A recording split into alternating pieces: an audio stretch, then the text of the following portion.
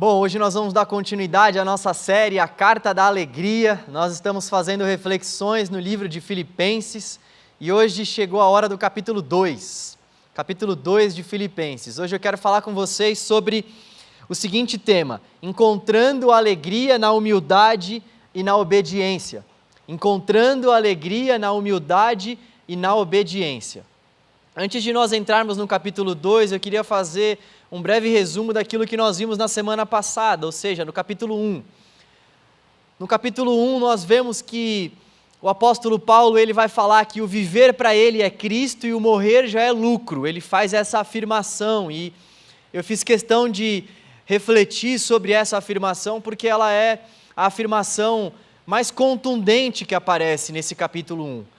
É uma afirmação muito forte do apóstolo Paulo. Ele então declara: o viver é Cristo e o morrer é lucro. E nós vimos que o viver é Cristo e o morrer é lucro, quer dizer que o viver para nós, a nossa vida deve ser Cristo e a morte para nós é estar com Cristo. Então Cristo ele é a nossa vida e Cristo também é a nossa recompensa, porque até mesmo diante da morte nós vamos estar com Cristo. E para nós essa é uma alegria indescritível, estar com o Senhor da nossa vida, estar com o Senhor do nosso coração.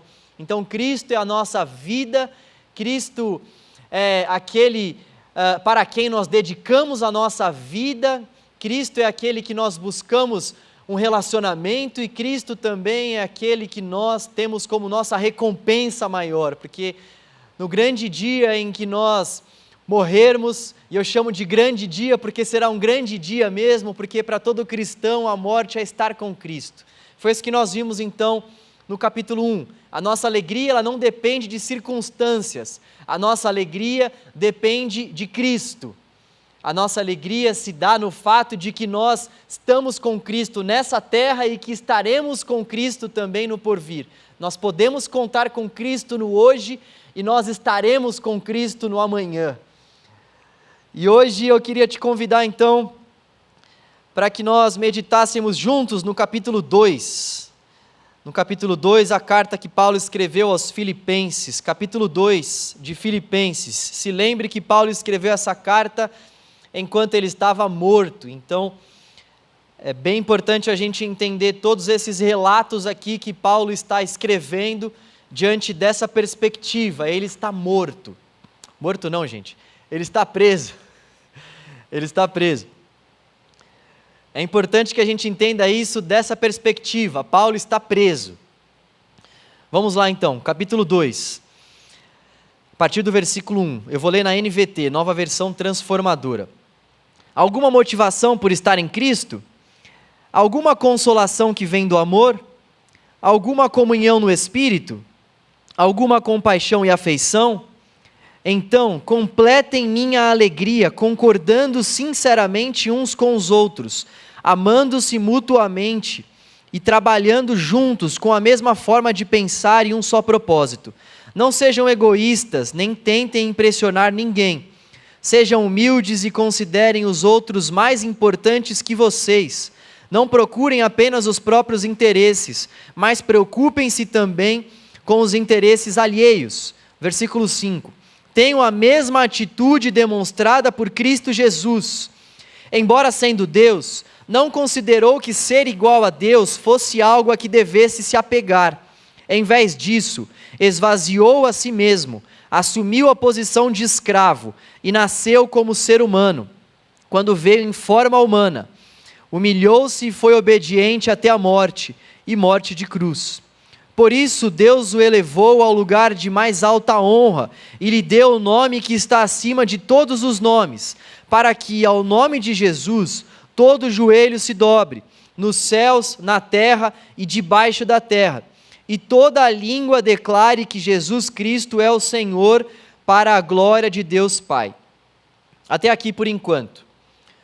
Bom, o que fica claro para nós nesses primeiros versículos, sobretudo do versículo 1 até o versículo 4, é que a igreja de Filipe estava passando por um probleminha de unidade. O apóstolo Paulo está escrevendo aqui que eles não devem tentar impressionar ninguém, que eles devem trabalhar juntos, que eles não devem ser egoístas. Ou seja, fica claro para nós aqui que Paulo está escrevendo tudo isso porque eles precisam, de alguma forma, ouvir essas coisas por conta dessa falta de unidade que estava tomando conta da igreja. Então Paulo ele vai reforçar princípios e valores que devem nortear qualquer vida comunitária, que devem nortear a igreja do Senhor Jesus nessa terra. E depois, a partir do versículo 5, Paulo vai falar algo que é impressionante para nós. Paulo vai fazer uma das afirmações mais contundentes de toda a palavra de Deus, uma das afirmações cristológicas mais contundentes de todo o relato da palavra de Deus. Ele então no versículo 5 vai falar que a gente tem que ter a mesma atitude demonstrada por Cristo Jesus, e a partir do versículo 6 até o versículo 11, nós temos aqui o que grande parte dos teólogos vai afirmar que é um hino, que é um cântico da igreja primitiva. A igreja primitiva cantava isso daqui que está nos versículos 6 a 11, eles tinham essas afirmações do apóstolo Paulo como realmente uma canção, eles cantavam isso que nós vemos aqui dos versículos 6 a 11. Eles cantavam esse hino que declara a grandeza de Cristo, esse hino que declara de fato aquilo que Cristo fez por nós na cruz. E por que isso é extremamente importante? Porque a nossa fé, ela está baseada justamente em quem Jesus é e naquilo que Jesus fez por nós. Por isso que essa é uma das afirmações mais contundentes e mais importantes para nós cristãos. E o que fica aqui muito latente para nós, a pergunta que fica para nós diante desse hino que começa então a partir do versículo 6 é: do que Jesus se esvaziou? Esse hino, em dado momento, vai falar que ele esvaziou a si mesmo. Do que ele se esvaziou? Do que Cristo abriu mão? Grande parte dos teólogos vai concordar que Jesus ele se esvaziou, ele abriu mão da sua glória, ele abriu mão do prestígio de ser Deus, abriu mão desses prestígios que ele tinha pelo fato de ser Deus e que ele teve que abrir mão quando ele encarnou nessa terra. Jesus veio para essa terra para ser zombado, para ser chicoteado, para ser cuspido, então ele abre mão dessa glória que ele sempre teve, ele abre mão no dado momento da sua encarnação, se esvazia dessa glória, assume o formato humano, e então é justamente desse tipo de esvaziamento que esse versículo está falando para nós, está nos relatando. Ele abre mão de sua glória, isso fica claro para nós em João capítulo 17, quando Jesus está fazendo a sua oração a Deus e ele comenta a respeito dessa glória que ele tinha quando ele estava de fato com o Pai, e que ele abriu mão quando ele encarnou. Então, primeira coisa que deve ficar muito claro para nós, Jesus, ele quando encarnou, abriu mão dessa glória, abriu mão desses prestígios que ele tinha na eternidade pelo fato de ser Deus, prestígios esses que fizeram com que ele tivesse que encarnar, com que ele tivesse que servir a humanidade e morrer numa cruz. Ele abre mão dessa glória, ele abre mão desses prestígios para morrer por mim e por você. E uma coisa que precisa ficar muito importante para nós é que, ao longo da história da igreja, alguns grupos interpretaram esse esvaziamento como se Jesus, ele nunca fosse Deus. Como se o que de fato ele tivesse abrindo mão aqui é da sua divindade. Então, é importante que isso fique claro para nós. Jesus nunca deixou de ser Deus. Cristo não deixou de ser Deus. Pelo contrário, esse texto ele é um texto que é usado para que a gente reforce a ideia de que Jesus é Deus. Porque o texto vai falar para nós no versículo 6, embora sendo Deus, ou seja, ele é Deus.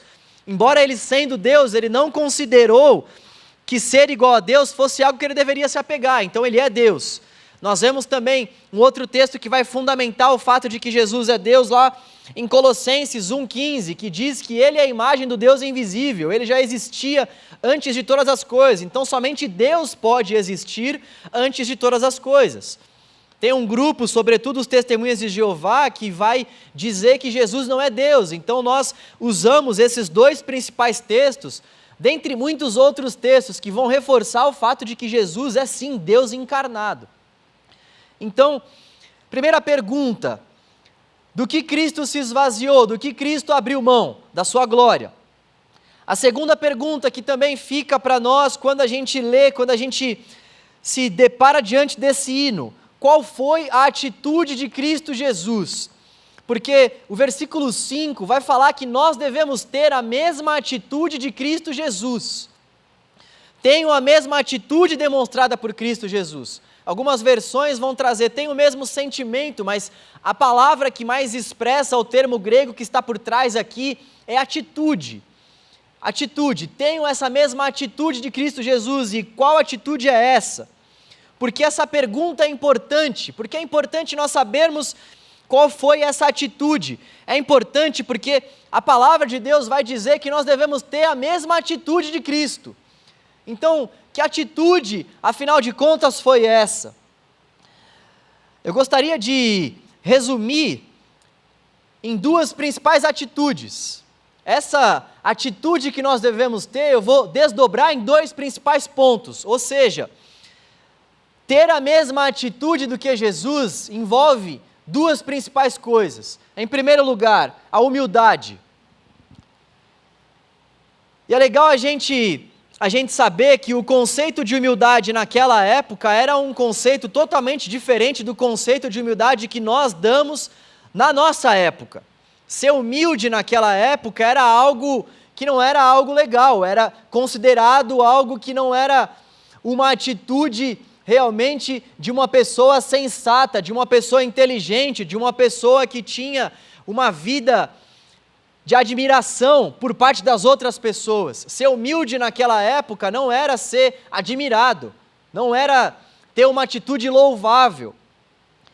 Tanto no tempo de Jesus quanto no tempo de Paulo, humildade não era uma virtude. Humildade era visto como uma fraqueza moral, de alguém que não tinha firmeza. E então, isso mostra para nós que a palavra de Deus, ela ressignifica esse termo da humildade, ela ressignifica esse sentido da humildade, porque a humildade, ela passa a ser, então, esse conceito no qual nós devemos apoiar a nossa vida. Se antes humildade era para pessoas fracas, nós vemos que em Jesus, em Paulo, nesses escritos do Novo Testamento, humildade passa a ser uma virtude. É interessante a gente ver que é a palavra de Deus que dá essa ressignificação para essa palavra que hoje em dia nós consideramos tão importante. E afinal de contas, o que envolve a humildade? Humildade é não se apoiar em títulos ou posições. Nós vemos no versículo 6 que, embora Jesus, sendo Deus, não considerou que ser igual a Deus era algo no qual ele devesse se apegar, descansar. Ou seja, não era algo que ele devia de fato considerar para que ele pudesse colocar o seu título na frente da sua vida. Não era algo que era para ele ficar dando carteirada nas pessoas quando ele encarnou. Nós vemos então que ser humilde é não se apoiar em títulos ou posições. Um cristão orgulhoso é tão contraditório quanto um demônio humilde. Eu gosto muito dessa frase, é de um teólogo desconhecido, porque, de fato, nós que somos cristãos, tendo em vista esse exemplo de Jesus aqui, que, sendo Deus, não se apegou nesse título de ser Deus, não se apegou no fato de ser igual a Deus como algo que ele devesse usar aqui nessa terra para que ele pudesse sobressair em relação às pessoas, ele não usou isso. Então, uma vez que nós temos esse exemplo, sermos orgulhosos, um cristão orgulhoso é tão contraditório quanto um demônio humilde. Um cristão orgulhoso é tão contraditório quanto um garçom que não quer servir, quanto um piloto que não quer pilotar. Nós, como cristãos, nós precisamos necessariamente seguir esse exemplo de Jesus e não nos atentarmos para os nossos cargos, para os nossos títulos, não nos atentarmos para o fato de que nós podemos ter alguma posição de prestígio em relação ao restante da humanidade ou em relação a quem quer que seja, porque diante da cruz nós somos todos iguais.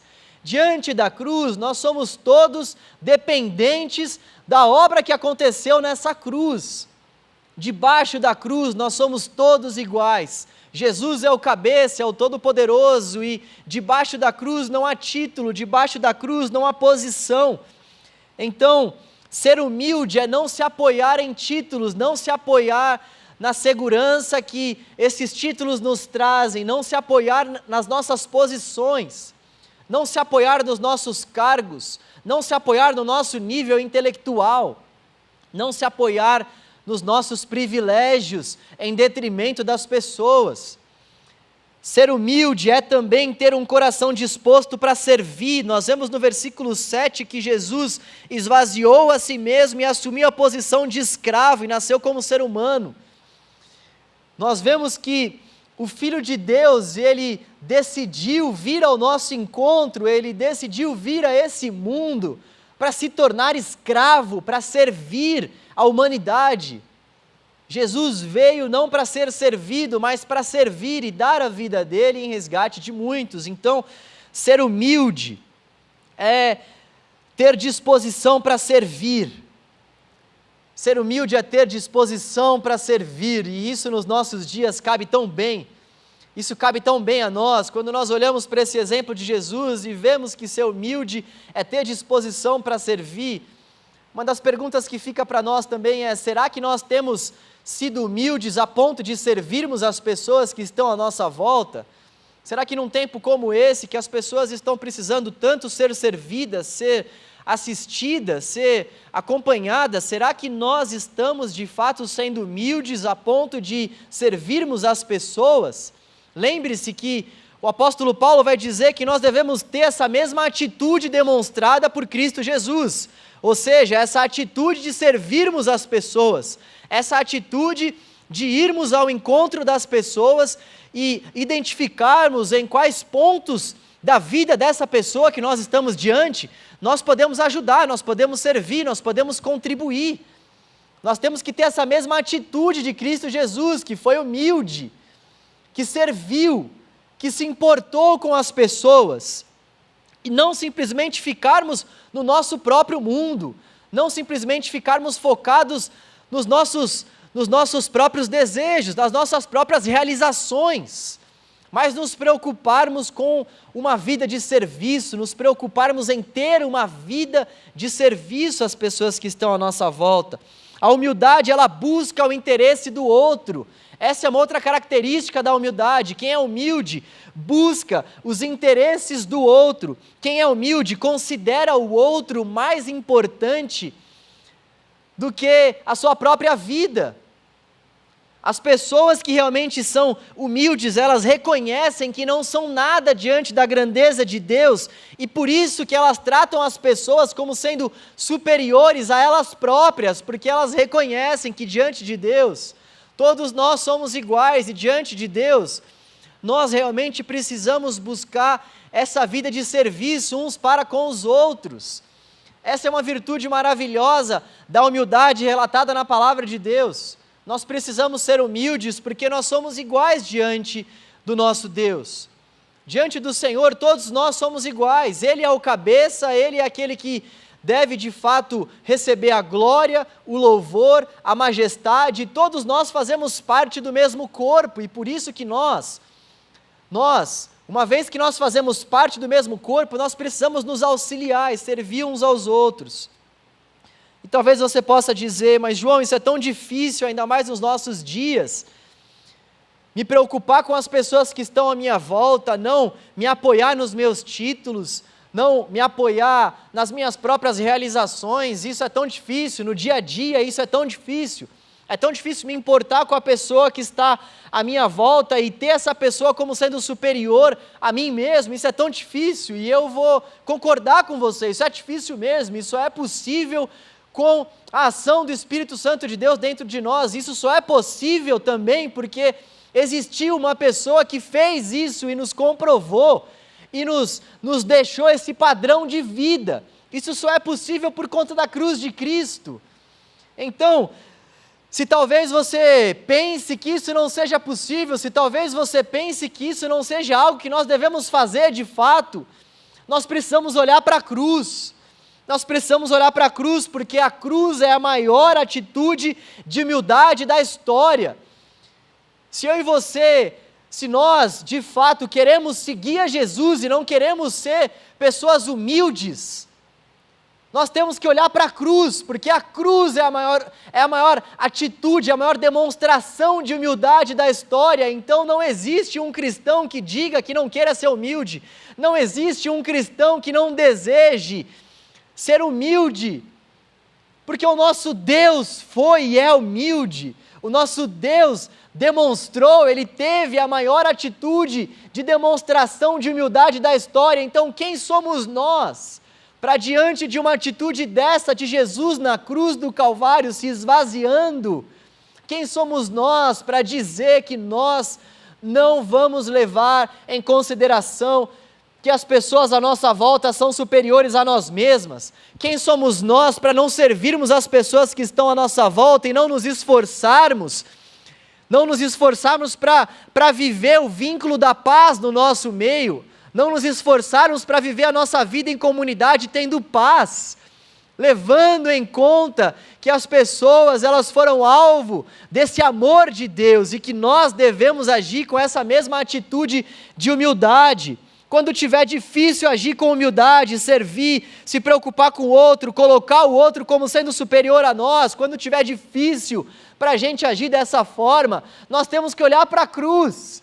A cruz deve ser aquilo que nos motiva a agirmos com humildade. A cruz deve ser isso que nos dá esse ânimo para que a gente haja com humildade, com sabedoria. E isso vale para todas as relações da nossa vida.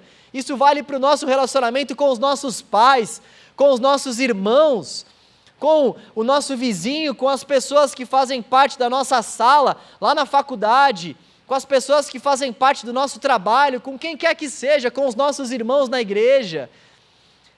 Nós devemos ter essa atitude de humildade, considerar as pessoas superiores a nós mesmos, considerarmos que nós devemos servir as pessoas que estão à nossa volta. Ser humilde é amar, é se dedicar ao outro com amor fraternal. É se dedicar ao outro com amor fraternal. E é isso que nós precisamos fazer. O que Paulo estava escrevendo ali para eles é o seguinte: ei, parem com as disputas, parem com esses partidarismos, pare em não desejar realmente servir uns aos outros, parem com toda essa vida de egoísmo, parem com toda essa vida de indiferença, sejam humildes, sejam dóceis na maneira de falar, de agir, de tratar uns aos outros, sejam realmente amorosos uns com os outros. Será que qualquer um de vocês pode reivindicar algum direito? Olha só para a cruz, olha só o que aconteceu na cruz. Ei, filipenses, sejam humildes.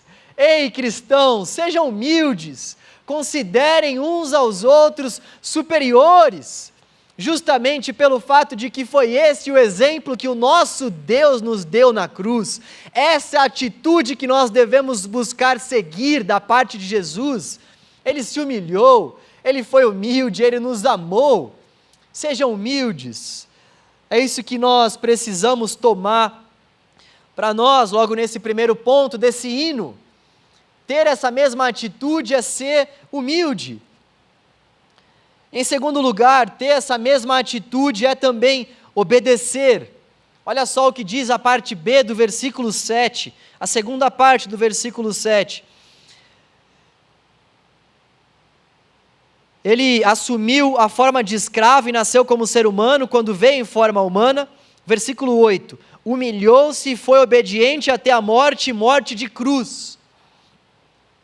Humilhou-se e foi obediente até a morte, morte de cruz.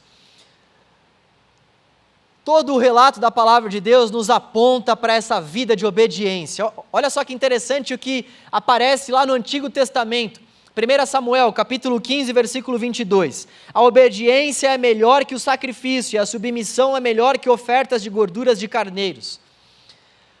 Essa questão de nós obedecermos ao Senhor, ela é muito clara, tanto no Antigo quanto no Novo Testamento. Eu trouxe um texto aqui do Antigo Testamento para reforçar esse argumento de que o que Deus sempre desejou do seu povo, desde o Antigo até o Novo Testamento, sempre foi a obediência. Deus sempre fez questão de dizer para o seu povo que todos aqueles sacrifícios eram só tipografias que estavam apontando para a obra do Cordeiro que haveria de tirar o pecado do mundo. Mas, na verdade, o que ele realmente gostava, o que ele realmente queria, o que agradava ao Senhor era a obediência e não os sacrifícios, porque de nada adiantava eles oferecerem sacrifícios, sendo que o coração deles não era um coração inclinado para a obediência. Nós vemos também que o Antigo Testamento segue essa mesma linha, dizendo, reforçando essa questão da obediência. Apocalipse 2:10 diz: mas se você permanecer fiel até a morte, Jesus está falando para a igreja de Esmirna e para nós também, aqueles que têm ouvido, ouçam o que o Senhor tem para falar. Mas se você permanecer fiel até a morte, eu lhe darei a coroa da vida. Se você obedecer os meus princípios até a morte, se você permanecer obedecendo a minha palavra até a morte, eu dar-te-ei a coroa da vida. Tem um outro texto muito importante que vai reforçar essa questão da obediência, que é João capítulo 14, versículo 21. Palavras de Jesus: aqueles que aceitam meus mandamentos e lhes obedecem são os que me amam. Sabe qual a principal comprovação do nosso amor a Deus? Sabe a principal forma que nós podemos expressar o nosso amor a Deus? A principal forma na qual nós podemos expressar que nós amamos ao Senhor? A obediência. É obedecendo ao Senhor, a sua palavra, aos seus princípios, aquilo que Ele deixou, que nós conseguimos principalmente demonstrar o nosso amor a Deus. Gente, isso é algo muito forte.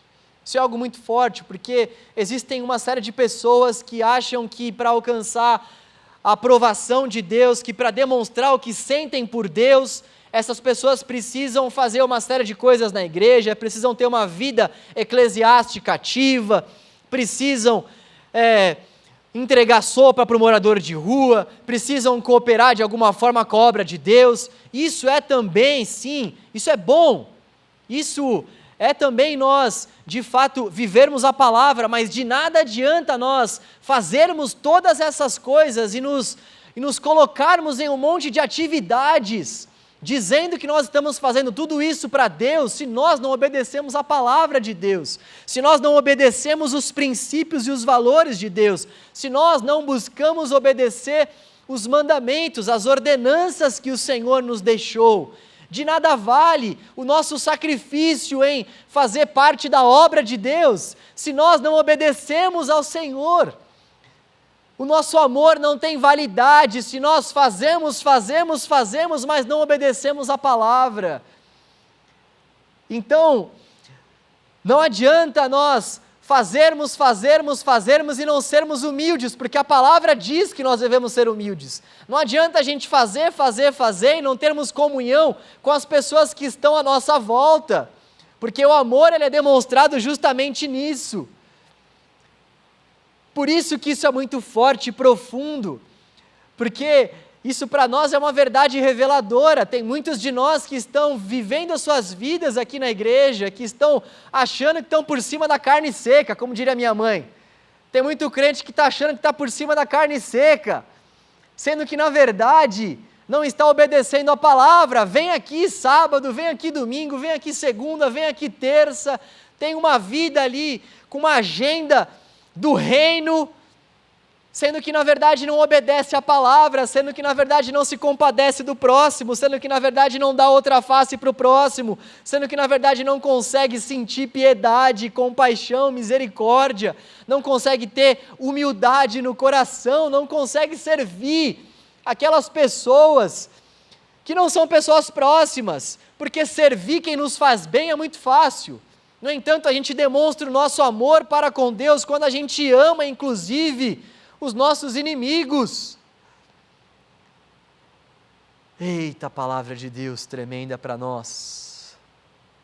A palavra de Deus, quando ela vem, ela fere o nosso coração e ela exige de nós conserto. Quando a palavra de Deus, como um texto como esse, vem e fala para nós que termos a mesma atitude demonstrada por Cristo Jesus é sermos humildes e obedientes, isso deve ferir o nosso coração e fazer com que a gente olhe para a nossa vida e investigue o nosso coração, a nossa forma de viver a nossa vida, e com que a gente se volte para Deus desesperadamente e peça para Ele ajuda, porque sem Ele nós não podemos fazer nada, e Ele é o maior interessado em nos ajudar a termos uma vida de humildade e obediência. Por isso, quando a gente ouve esse texto, quando a gente ouve a palavra de Deus, não vamos endurecer o nosso coração. Se há algum ponto dentro dos nossos corações que nós precisamos rever em relação à humildade, obediência, amor, serviço, vamos fazer isso para a glória do nosso Deus. Vamos aproveitar esse momento que nós estamos vivendo, sobretudo, para que a gente demonstre a nossa humildade, para que a gente demonstre que a gente ama a Deus, obedecendo a palavra dEle, portanto, acolhendo as pessoas, nos colocando como inferiores uns aos outros, ou seja, eu sou inferior a você, eu vou me colocar como sendo inferior a você. Por quê? Porque você é superior a mim, aos olhos da Escritura Sagrada. Sabe, isso deve fazer com que a gente se importe muito mais uns com os outros. Isso deve fazer com que a aflição da pessoa que está sofrendo à minha volta seja a minha aflição também. Não dá para eu ser indiferente, não dá para eu tratar com indiferença as pessoas que estão postando, que estão pedindo ajuda, que estão pedindo oração, que estão pedindo socorro, essas pessoas que estão padecendo, essas pessoas que estão extremamente entristecidas por conta de familiares que estão adoecendo, essas pessoas que estão tristes porque estão com dificuldade financeira, essas pessoas que estão sofrendo por dificuldades, sejam lá elas as mais variadas que forem, essas pessoas que estão com depressão, essas pessoas que estão passando por tristezas na alma, como eu posso olhar para tudo isso e ser indiferente? Como eu posso olhar para o mundo e ver que as pessoas estão sofrendo, ver que as pessoas estão enlutadas e ser indiferente em relação a isso? Essa não é ter a atitude de Cristo Jesus. Essa não é ter a atitude de Cristo Jesus.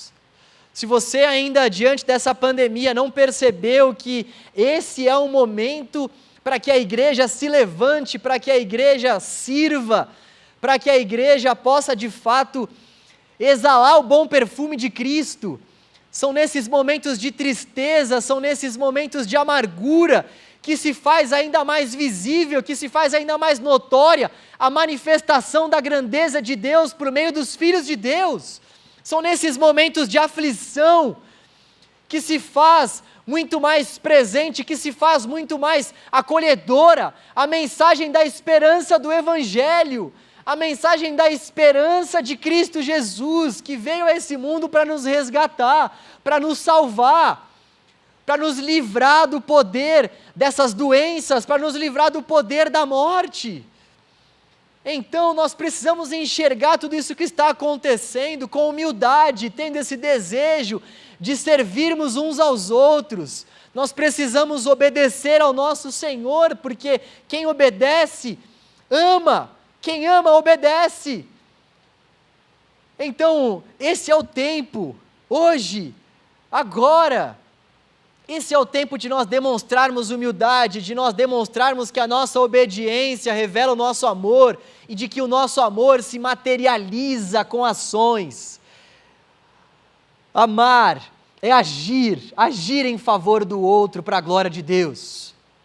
Então, com que nesse tempo nós venhamos discernir isso, essas portas abertas, para que a mensagem da reconciliação entre em corações, para que a mensagem confortadora do Evangelho possa de fato tomar conta de muitos corações. E para finalizar, para concluir, eu gostaria de te convidar para ler agora a segunda parte, dos versículos 12 ao 18, olha só, versículos 12 ao 18, quando eu estava aí, meus amados, Paulo está se referindo a quando ele fez a visita à igreja de Filipos. Quando eu estava aí, meus amados, vocês sempre seguiam minhas instruções.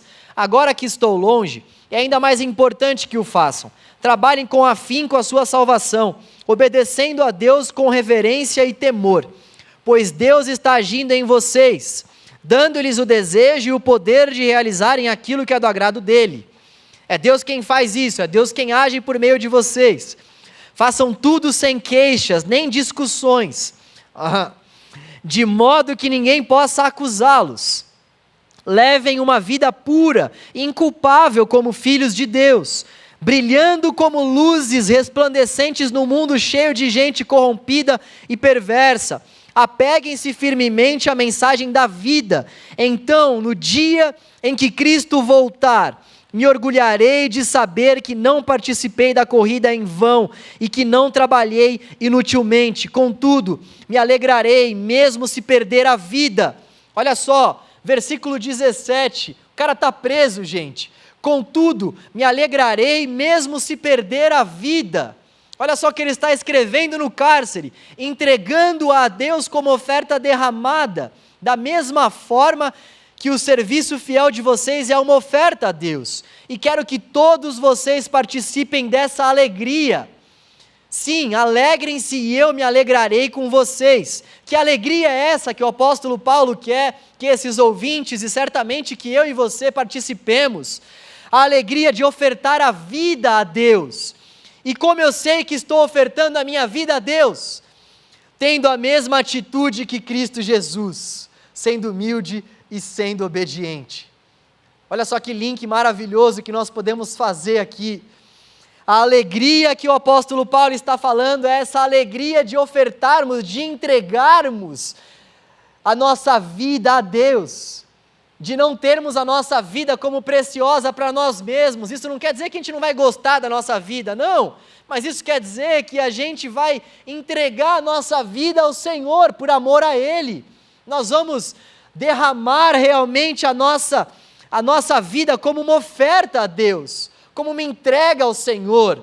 Por quê? Porque realmente quando nós fazemos isso, nós temos a mesma atitude de Cristo Jesus, que foi humilde e obedeceu.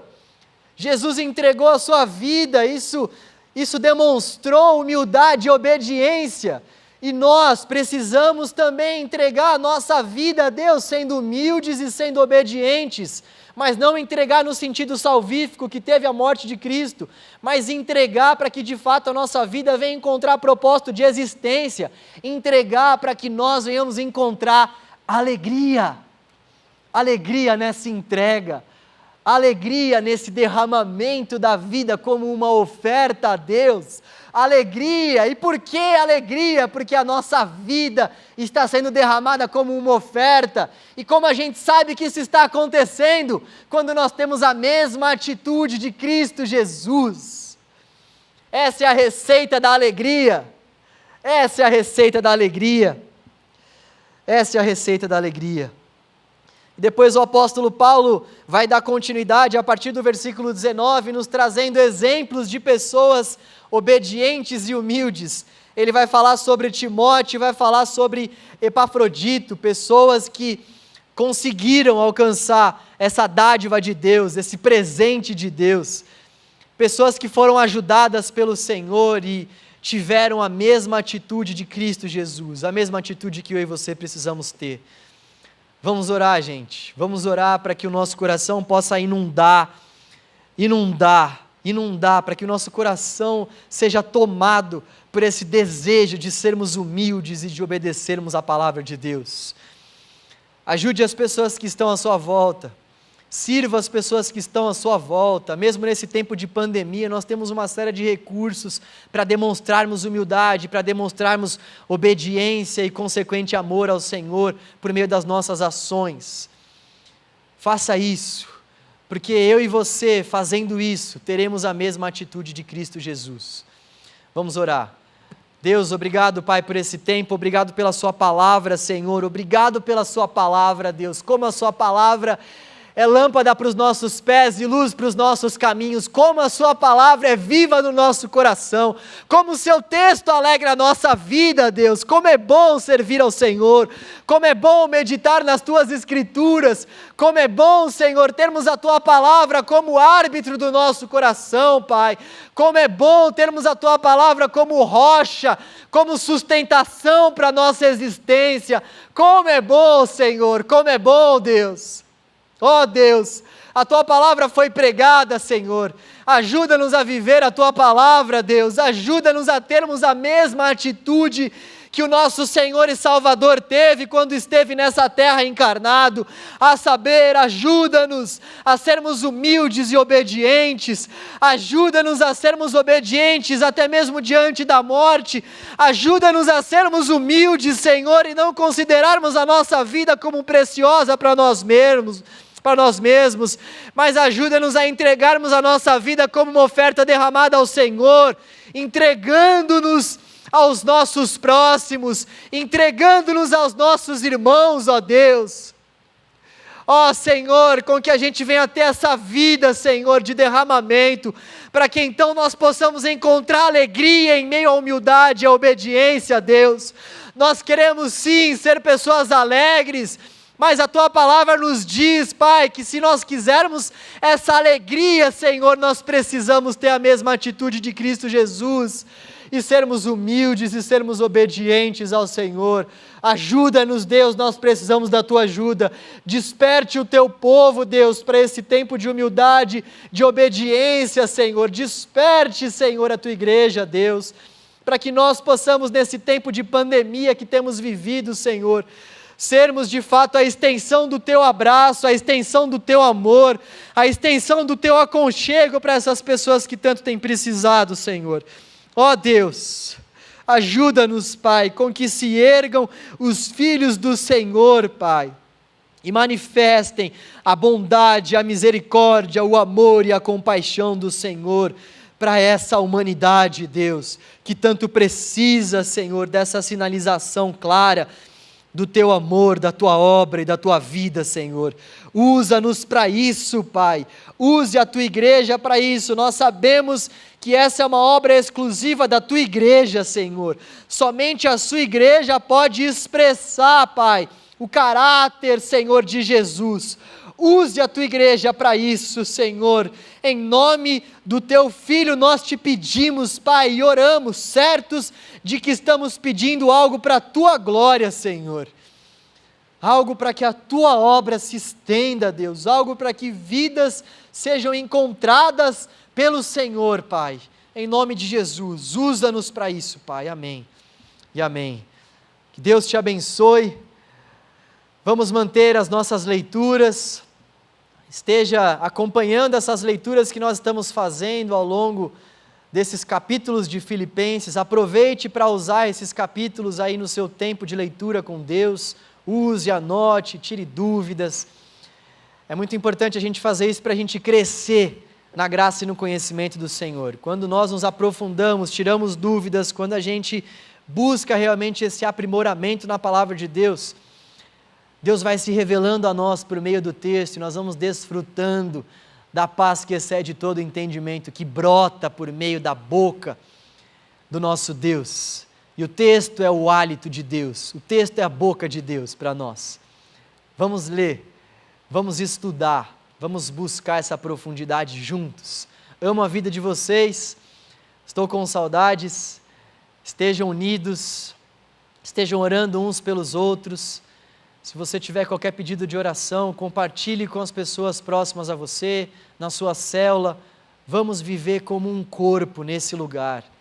Um corpo que tem Jesus como cabeça e um corpo que se ajuda, um corpo que se ama, um corpo que se suporta.